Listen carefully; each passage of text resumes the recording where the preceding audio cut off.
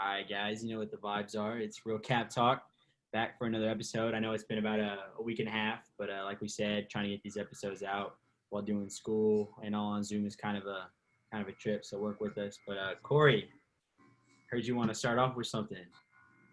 LA, man, best city in the world. Best city in the world. What's NBA that? champs.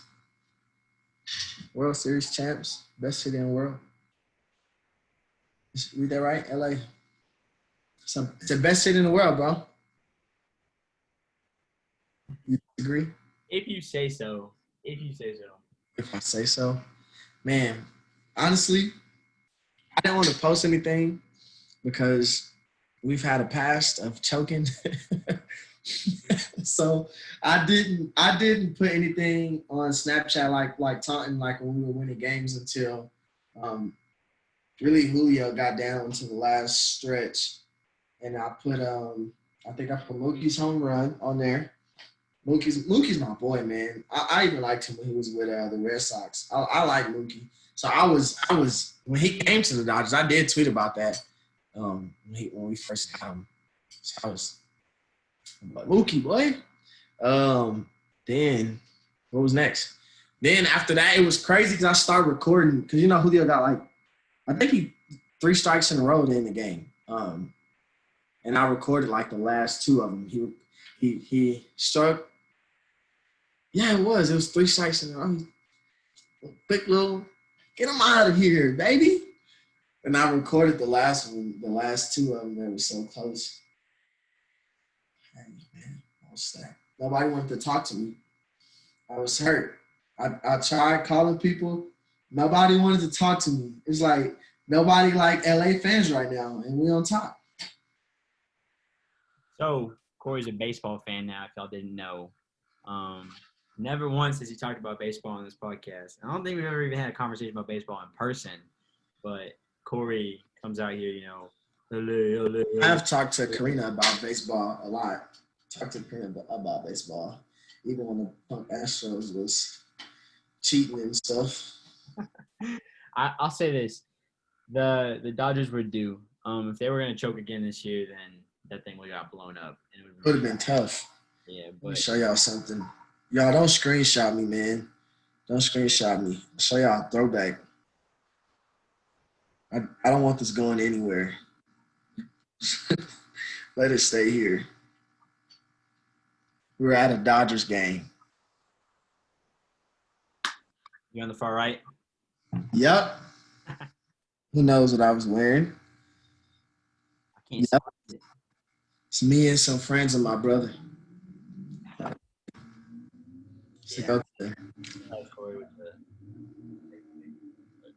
I couldn't hear you. I can't hear you right now. Can you hear me now? Yep. Okay, I said you could tell it was Corey with the baby face on the right. Hey, man. Insane. We're on top, and I just want to enjoy this moment. Yeah, man, it's a big deal. Lakers, Dodgers, same year. Everyone's like. If I'm not mistaken, Lakers. I think Lakers won the championship in '88. Because I know Detroit won back-to-back, and then after Detroit won back-to-back, Bulls won in '91. So it may have been. Yeah. I think the last time the Dodgers won a championship, the Lakers won a championship in '88. If I'm not mistaken. Yeah, man. Like I said, with the NBA games and the bubble, everyone signed up to play. So everyone's saying, "Oh, you can take it. It's not a real championship," like they said with the Lakers. I'm not a Lakers fan. I'm not a Dodgers fan, but you got to respect that your team signed up. And yeah, I will say this, though, just because it's the LA team. I will say this, just because it's LA.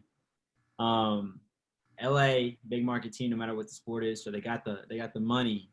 That's why they have guys like Mookie, Cody Bellinger, all these guys pay half got the money. Hey, man. That's the only crap I'll give. And same with the Lakers. The Lakers have all the money. That's why they got Braun, AD, all these guys in these fat contracts. So Lakers got that money from building one of the greatest franchises in the NBA. It's not just a you're in LA type thing.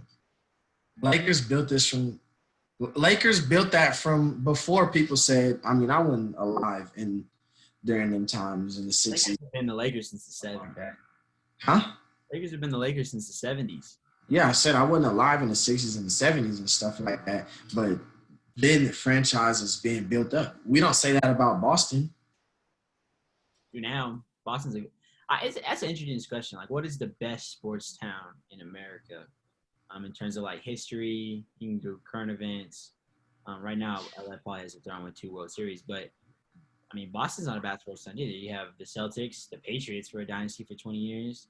You know what I mean? And they like hockey and stuff over there. I'm pretty sure their hockey teams are pretty good too. But that's an interesting discussion. I don't know. Yeah.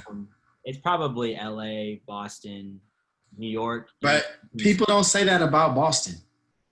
About it being a good sports town? Not about having money. People don't be like, well, people say LA is a good sports town because LA has the money, but not about Boston. You don't say Boston is a good sports town because it has the money. Well, people in Boston built from ground up. So did the Lakers. Pause. You're saying this Lakers team was built from the ground up, or the franchise? I'm saying the franchise. Okay. See, that's the difference right there. Is the franchises are both built from the ground up, but it doesn't matter because at any point, say the Celtics are really bad, they can't just go buy a superstar. The Lakers can always go buy a superstar if they want it. They could. That's because of LA. Boston doesn't have that. When have Boston really been without a superstar? Like the longest drought with Boston not having a superstar is not that long. And the Lakers have had a drought without a superstar. Got to go on a tangent here. Yeah, they have. Think about this. So after let's see, in the 90s. Look, I know the drought you're finna go to. The same drought that the Celtics had is the same drought the Lakers had. No. Post Kobe? Yeah, okay. That was like what? 6 years after Kobe. 2 of those years with Kobe were bad. But what I'm saying is Boston, think about it. After Larry Bird left, can you name someone on the 90s Celtics? No, the Lakers didn't do anything either after Magic left. They didn't do anything until they got Shaq 10 years later. That's what I'm saying, though. The Celtics have been without a superstar because after Larry Bird leaves, right, that's what, 91, 92? 91. The Olympics? Yeah, so they had Antoine Walker, and then you draft Paul Pierce in like the late 90s. But Paul Pierce wasn't Paul Pierce until like 2006. And then he got KG, won the ring, and then they were those beast of teams for those 4 years that you hate on. But those teams were cool as hell growing up. Whatever. Hate on who? You hate the OA Celtics. Nah, I don't. I'm a big fan of. I used to love Rondo. I love KG. I don't like Paul Pierce. Paul Pierce get who? Put respect on his name. I think he's a terrible analyst. Yeah, and that's why I don't like him because he's a terrible analyst. He's terrible. He was a hooper. He got buckets, and that's just. He's terrible. I didn't dislike him when he was in the league, but now like seeing who he is on camera is terrible. To be fair, though, if we're gonna talk about on-camera with us both being sports journalists and trying to be like that, a lot of these people on TV, they're, you know what I mean? They're just saying crazy things to get views on Twitter. So like, and I know you're a big you call him your unk, Shannon Sharp. That's your guy. He's real. I respect him. He's always been that type of way, even when he was a player. So I understand that. But I like Shannon. I like Steven just because you don't really get clickbait stuff out of them. With Stephen A? Yeah. Steven don't really have a lot of clickbait stuff. Steven will say some crazy stuff, but Steven don't have no like out of range, far stretch things. Stephen A is good at what he does, and I think he's a character. I don't think. Yeah, he is. And that's how Stephen A makes his money because he's a character. Yeah, which, hey, more power to him. That's something I could never do, though. I couldn't be like, Stephen A. How about damn Cowboys? Like, I couldn't do that. So, God. Stephen A. built from the ground up, bro. Fair enough. Yeah, no, he was a sports journalist. He covered, like, New York area basketball and all that stuff. But, yeah, sports media is kind of weird nowadays. But, anyways, so you got your little Dodgers and Lakers talk out of there. Now we can get to current day events with the NFL and college football pretty being much the only sports going on right now. I told y'all last year, and I told y'all going into this year. What'd you say? I said Steelers had the best defense last year. They just had a third string quarterback, and that's why they went 8-8. They didn't even have a losing record last year. And people were saying they were bad. They didn't even have a losing record. And then they get their Hall of Fame quarterback back, and look at it now. Undefeated. All these power rankings coming out saying the Steelers are the number one team in the league. And I'm just here to tell you the job's not finished, and I told you so. And number 3, if you peeped on Twitter, after the Steelers won, exactly what he's showing right now, Corey went on Twitter and tweeted #Steelers Nation, let's go, baby. So welcome to the bandwagon. It just proves my point that Corey likes all these bandwagon teams. But man, I'm just playing. Hey, if I were a Vikings fan too, I'd join the Steelers. I'm thanking for Trav right now. For Trav. Anyways, I ain't gonna. I will stop disrespecting. I will stop disrespecting the Steelers. I'll stop disrespecting them. I give them their respect. They have been they've been really stepping up to the plate. Everybody on that team have just been. They just play without any, They play with no expectations. They play free, so they play hard. They still play with a chip on their shoulder. So, man, the Steelers have been impressive as of late. Yeah, man, halfway through the year, undefeated, looking like the biggest. A little luck on y'all side, but hey, I'll say this: people are down in the Steelers because like, oh, y'all haven't played anybody. But this is my defense to that. As a guy who watches and listens to everything Steelers more than probably anybody you probably know. Week 1, it wasn't our fault that Saquon decided to rush for 6 yards against the best defense in the league. Not our fault. Week 2, it wasn't our fault that Drew Lock decided to go get hurt against the best defense in the league. Wasn't our fault. So all these bad teams that you're saying we're playing, doesn't that mean that we're doing our job? A good team taking care of business, right? Exactly. And then Cleveland's 5-2, and we spanked them. And they came into that game talking. Kareem Hunt was talking like this, saying that this is for Miles. Oh, we're gonna go win the North. Nah, get out of here. They're the third best team. Barely the third best team. Like the Bengals gonna be good next year. They got Burrow. They're young. They're coming up. So Baker, I don't know. Feel bad. I no longer care about the Browns. Because Odell. Yeah, you said you jinxed him, bro. You said Odell is a top 3 wide receiver in the next game. I said this last episode. I'm only rooting for the Browns because Odell. Now that Odell's out for the season. Yeah. Nah. But for real though, and then they played. Who did they play before Tennessee? Cleveland. Yeah. Texans, right? Yeah, they played Houston. And no one knew that Houston was going to be that bad of a team going into the year. Like, we knew, that was a stupid trade DeAndre Hopkins away for David Johnson. But I couldn't figure that they were going to be 1-5, 1-6, whatever it was. Or maybe they had 2. So, I do like Deshaun Watson. I do. I'm a big fan of Deshaun Watson. And so, I have no hate for Houston or the Texans. But I'm kind of glad at their downfall of their success because – I think this will be good for wide receivers because a lot of people right now, I think it's this stigma that receivers are not that important, right? Like people always say, receivers don't win you games. Receivers don't, change outcomes of championship teams. And so this is definitely showing how important them guys are.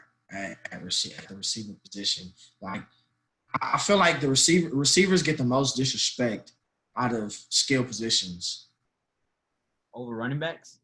Yeah, I think people value a good running back more. I mean, and I'm not gonna. I probably do too, but now it's showing that receivers are just as important. Yeah, receivers definitely. I mean. Pittsburgh, as a Steelers fan, I'm spoiled. So Steelers have had good receivers since I've always been alive. But yeah, man, that's how you move the chains.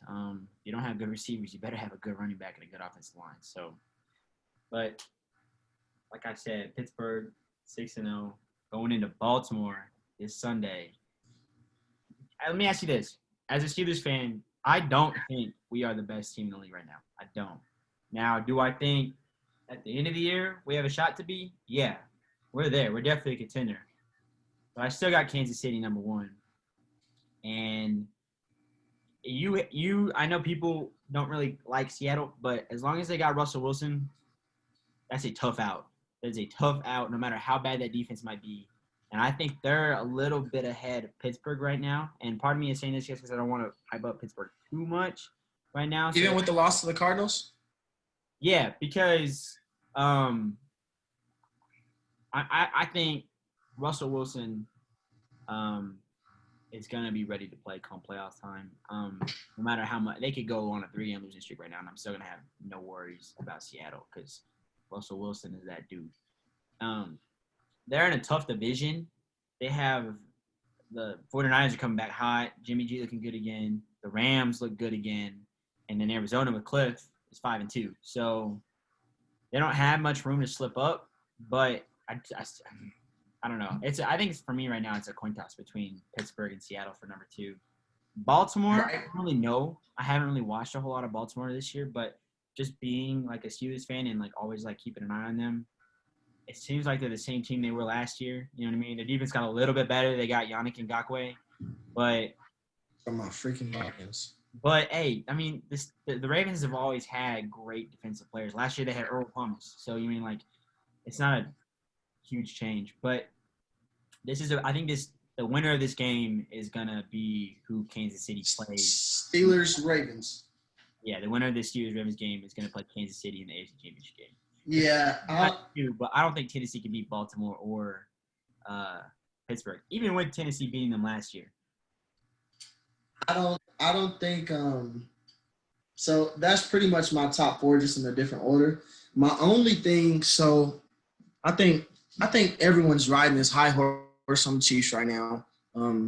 Deservingly so, because they still been pretty much consistent. Had a little hiccup versus the Raiders. Other than that, they still pretty much probably the most talented team and using their talent as so. Coaching doesn't have a problem there, so I think they are the most complete team. Then you go on to, for me, Steelers are number 2. I think the Steelers are the most all-around team in the league. Then their defense is probably top 3, and then their offense is probably top 5. They don't turn the ball over. Big Ben's doing I think Big Ben throughout his career, it's been I ain't even gonna say a big problem, but a problem is he turned the ball over. And this year he's not turning the ball over. Their offense it's just like a well-oiled machine. It's just moving. They don't do too many other things that you pretty much know what the Steelers are gonna do, but they're gonna execute well, and that's what championship teams do. So I got Steelers number 2. I'm going to take the Ravens in front of the Seahawks. And I'm talking about the Seahawks first. I think out of the 4, the Seahawks are the most shaky team. And this is because they should have more than – only have 2 losses right now. They should have lost to the Vikings also. And I think although we did lose that game, I think the Vikings showed the blueprint and how you beat them. And we only lose because of the coaching hiccup. It just doesn't make sense what Mike Zimmer did. If you didn't watch the game, we lost by 2, I believe. Russell Wilson drove down the field. So we had the ball. We're up 5. We're like on in 10 yards, right? It's 4th and goal, and we can kick a field goal and go up 8. Dalvin Cook is hurt, so he's not in the game. We have our second string running back, and he's had a good game up to this point, right? And I completely agree. I believe that if Dalvin Cook plays the entire game, if he doesn't get hurt, we go out and win that game because our second string running back had like 75 yards in the second half alone. So, I mean, if you replace that with Dalvin Cook. Also, if we go for it on 4th down with Dalvin Cook, he gets that 4th down because Anthony just missed a huge hole.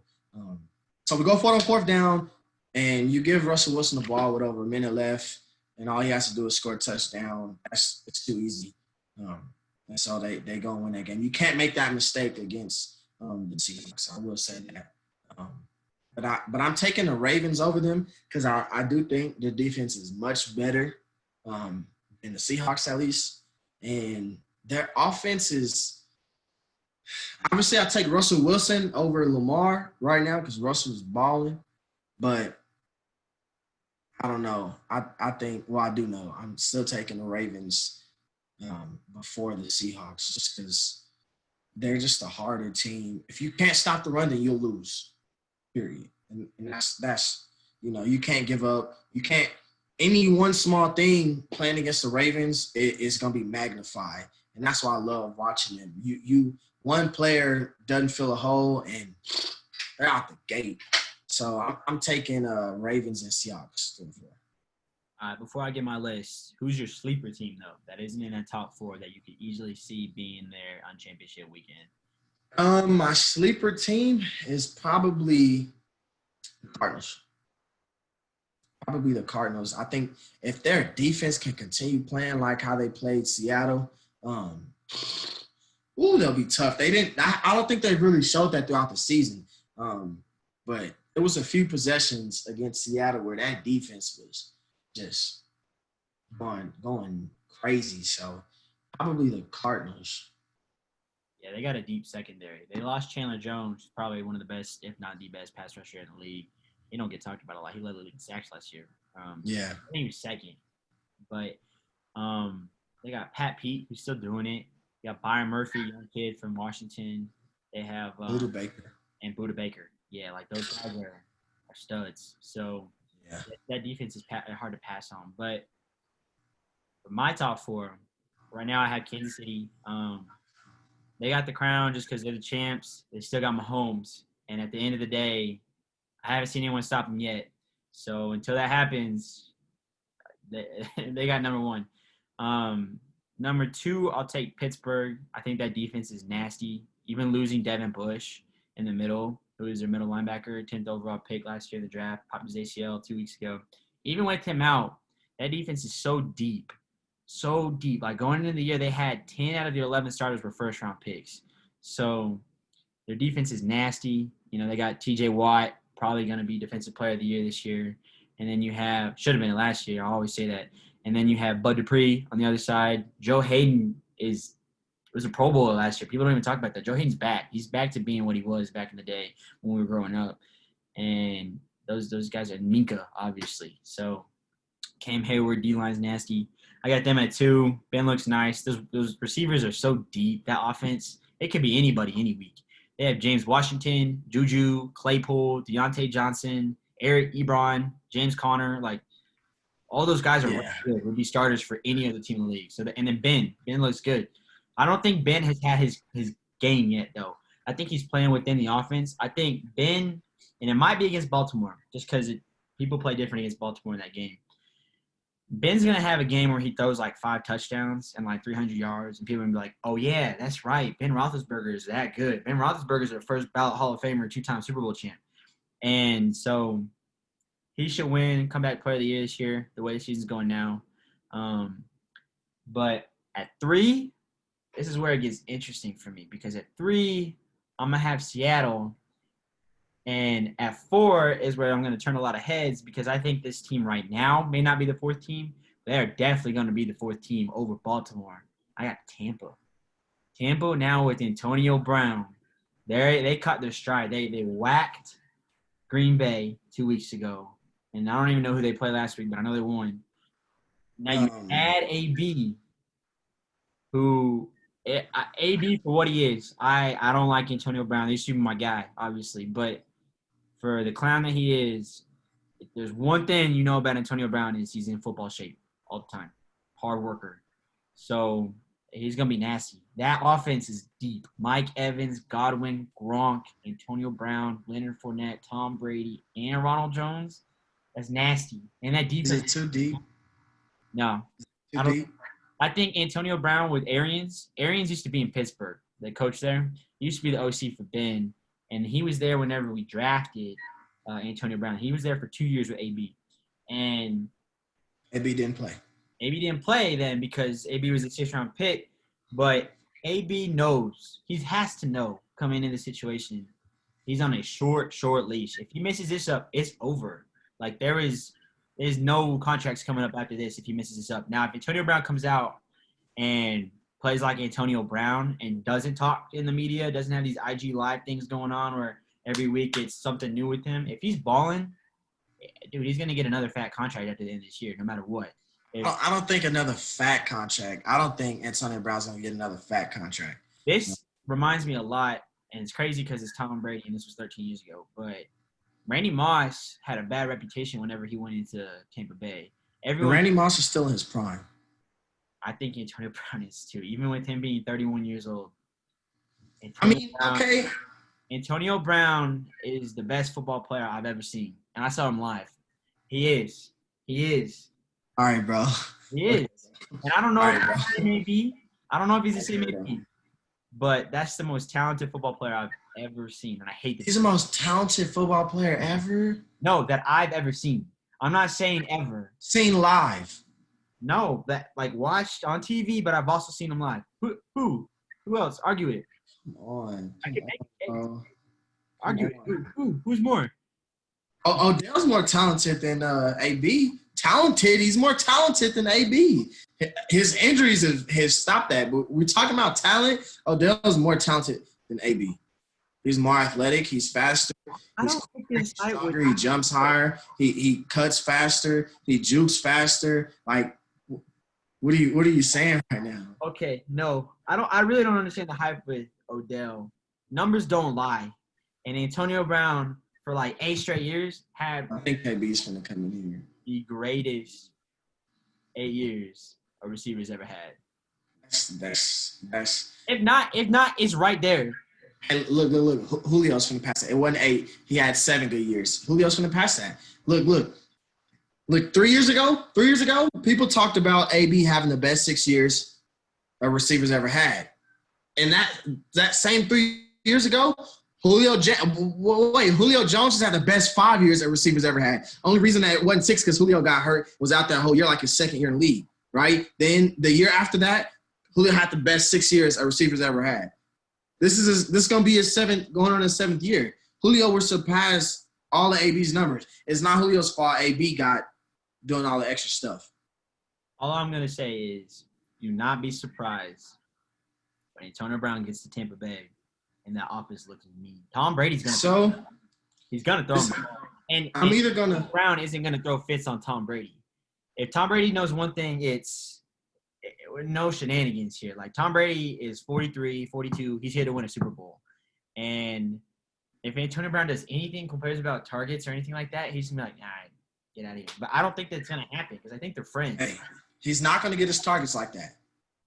You think he's better than Mike Evans? Deep the offense is. He's not going to get his targets like that. You think he's better than Mike Evans? Huh? You think he's better than Mike Evans right now? It doesn't matter. It does. Right now, it doesn't matter. Mike Evans has got tenure with that team. No one's going to come in and take his spot. No one's going to come in and take his spot. That does matter. Mike Evans got tenure on that team. Sleep. No one's going to come in and take his spot, bro. It doesn't matter. It doesn't matter who comes to that team. No one's taking Mike Evans' number 1 receiver spot. I guarantee that. And so this is my comment about that. Go ahead. This is the teaser video right here we're going to put on Twitter. Is Antonio Brown going to get more targets than Mike Evans for the rest of the And this is the thing for me. One, Antonio, I don't think this is going to change Tampa Bay that much. I don't. And I haven't been riding Tampa Bay's horse. People have. So I'm not riding that Tampa Bay horse like that. So I don't think this is going to change much of what's going on. They're catching their stride. That defense looks nasty, and Tom Brady looks good. Tom Brady threw for like 350 yards just last week and like 3 touchdowns. So yeah, he did. You're not washed. And I'm still not on that. I'm still not on this horse. I don't think they're going to Super Bowl. But championship weekend, yeah, I can see them playing Seattle. I don't think they make it to the NFC Championship. I do not. I don't. I think they're better than Green Bay. And right now it's probably Seattle, Green Bay, right? If it's not Tampa. I don't know. So 2 things I want to say about your list. One, people don't like to talk about this, and this is one thing about Ben. Right now, as far as all time, only other quarterback that I'm taking over Ben as far as all time is Tom Brady right now. I'm taking Big Ben over Drew, and I'm taking him over Aaron Rodgers. Now, if you ask me who's more talented, then I'll say Aaron Rodgers. But as far as a career, because there's a lot more people more talented than Tom Brady, but Tom Brady's the top 2 quarterback all time, right? No matter what you argue, he's not further than 2, right? I'm putting Tom Brady over, huh? You said Tom Brady's 1 and then Ben is 2. As far as playing right now. Quarterbacks playing right now. Only up look, because when we talk about all-time quarterbacks that's still playing in the league right now, you're gonna talk about Tom Brady, Drew Brees, Aaron Rodgers, maybe Phillip Rivers because he has the numbers, and who else? That's about it. When we're talking about first ballot Hall of Famers, who else? Mahomes. He's still got a lot to go. If he retires right now, something happens to him, Ben has had a better career right now, right? I think Ben has had a better career than every quarterback playing right now but Tom Brady. Agreed. But the way you made it sound like you said, of all the quarterbacks I've seen all time, the only person I'm taking over behind other than Tom Brady is Ben Roethlisberger. And I was like, I said playing right now. That makes more sense. That makes a lot more sense. Yeah, I think Drew Brees is great, but I think Drew Brees is wildly overrated. And Ben doesn't get talked about a lot because Ben, all that stuff that happened earlier in his career, people just kind of don't really like Ben for that, and that's why I don't like to talk about it. And I think that's why the Steelers don't get a lot of the respect they deserve is because of that people don't. And that's Ben's fault. That's his hiccup. That's his downfall. Yeah, that's on Ben, and I'm not defending Ben on that at all. But what I'm saying is, all I'm gonna say, I'll close out the Steelers talk because I don't want to drown the listeners with this. But this weekend, you're gonna see, just like when I told y'all last year in the playoffs when Baltimore played Tennessee. I like Lamar. I got nothing against Lamar. I think Lamar deserved that MVP last year. But in big games, I don't want Lamar Jackson as my quarterback. I don't. And this is a big game. The winner of this game takes first place of the division and probably will be the biggest challenger to Kansas City for the rest of the year. So I'm taking Ben over Lamar on Sunday. That's what it comes down to because I think Baltimore's defense is good. I don't think it's as good as Pittsburgh's, but it's pretty damn good. And a running offense against the Steelers' best run defense, those cancel each other out. And then it becomes Ben versus Lamar's going to have to make some throws. And I don't think you'll be able to. I'm probably taking a lot of quarterbacks throwing the ball over Lamar. That may sound bad, but it's just true. He's done it every now and then, but he has not sat in the pocket enough and shown me that I can win a game strictly just throwing the ball. He just hasn't been able to do that. And until then, I could probably take maybe around 10 quarterbacks over him throwing the ball. I agree. So, but we'll see. This Sunday is gonna be big. It's a big weekend. So yeah, it is. It is. I think you're gonna learn a lot about the NFL because it's halfway through after this week, and you're gonna know who's the real pretenders and who's the real contenders here coming up. Yeah. So get to this NBA prediction. So NBA season just ended, but they are most likely going to do a quick turnaround. I think the season is going to be delayed a little bit, but it might be a few games cut more than it's super delayed. I'm not sure how – they haven't really announced exactly how they're going to do that. But yeah, I think I read something where it's like it starts the 23rd, like 2 days before Christmas, and then it's going to be like 10 games less than 82, like so 72 games.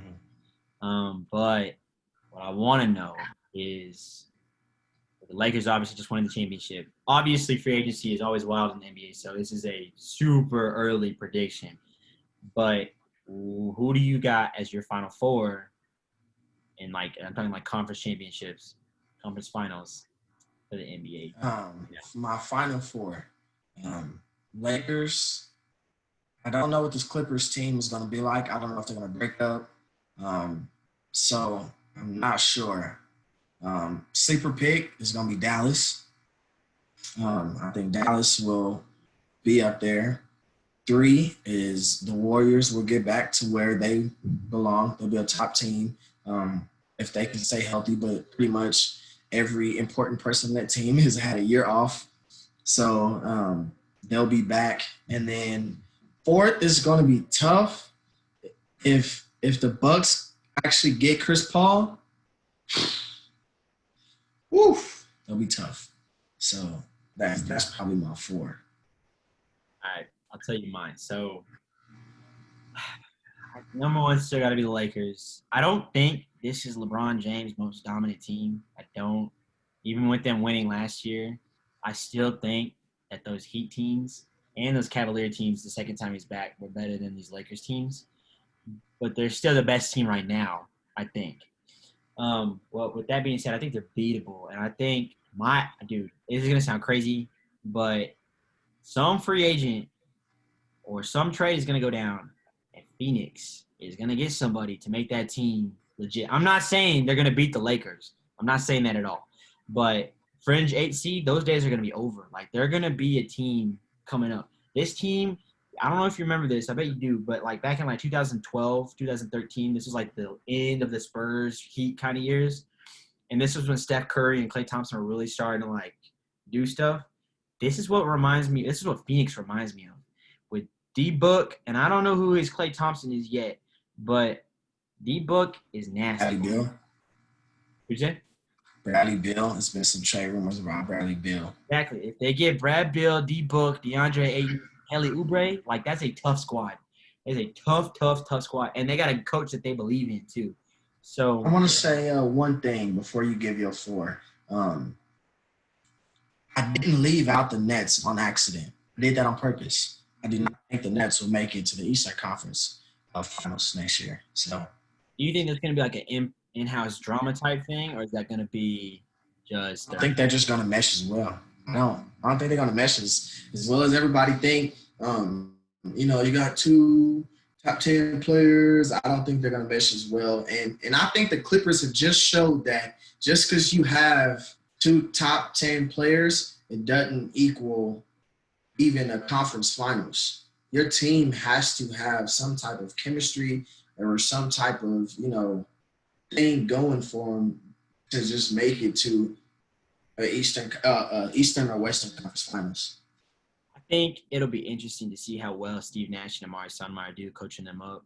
That's a weird group of personalities and I know Kevin Durant and Steve Nash are really good friends, but Kyrie, I love Kyrie. I think he's one of the most talented basketball players, pure talent-wise, in the league. But he's off the wall. Like, he says some weird stuff, and he's got mood swings. Yeah, he said, "Oh, I'm human. Everyone's got mood swings." But a lot of people keep that a buck, and I don't really bring it to the press. Kyrie doesn't. He just says everything that's on his mind. So does Kevin Durant. Steve Nash doesn't do that, and Amari kind of did. And I swear Amari was playing like China like 2 years ago. So that's weird. I think they have a shot. It would not shock me at all if it did work out and they were great. It would not blow my mind. I wouldn't sit here and be like, "Oh my God, Brooklyn, what the hell?" Like, because Kevin Durant, when healthy, is Kevin Durant. So, and Kyrie, when healthy, is Kyrie. So, and they both got something to prove. They both went to a place that's unknown, and they both wanna kind of take people off the stink of what they think. I would say that my 4, though, is probably going to be LA. Then I'll hit you with Golden State because they're the champs. They got the experience. And then in the East, I think Joel Embiid is going to go to Miami. That's my hot take for this season.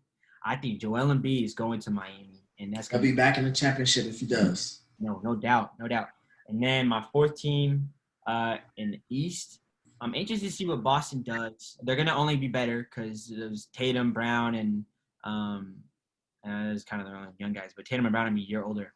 So that'll be interesting.